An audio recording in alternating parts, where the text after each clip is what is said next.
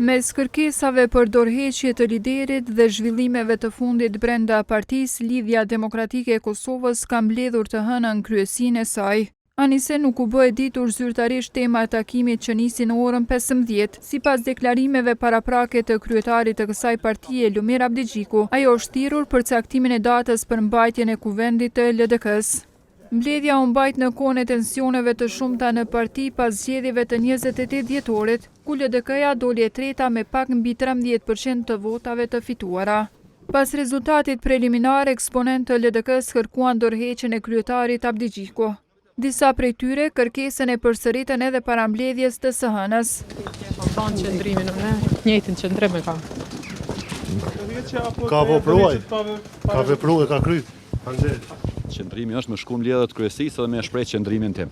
S'kemi shpallet kandidaturave sot, kemi mbledhjet kryesisë. E një ditë para mbledhjes së kryesisë, kryetari i LDK-s Abdigjiku ka reaguar lidhur me manipulimet e votave në disa komuna, duke akuzuar strukturat e caktuara partijake për tjetërsimin e vullnetit të qytetarëve në dëm të kandidatëve të rinj dhe sipas tij reformues. Ai ka paralajmëruar edhe pasoja për ata që kanë cënuar procesin zgjedhor. Prandaj pasoja do të ketë, për tona presni pas kuvendit, për te turpit publik dhe ligjit të Republikës do të ketë përgjegjësi politike brenda shtëpisë sonë. Javën e kaluar, ky subjekt politik ka mbajtur mbledhjen e ngushtë të kryesisë, në të cilën Abdigjikut i është kërkuar dorëheqja. Pas saj ai ka njoftuar se dorëheqjen do ta ofrojë në kuvendin e partisë e aty do të vendoset nëse do të pranohet apo jo.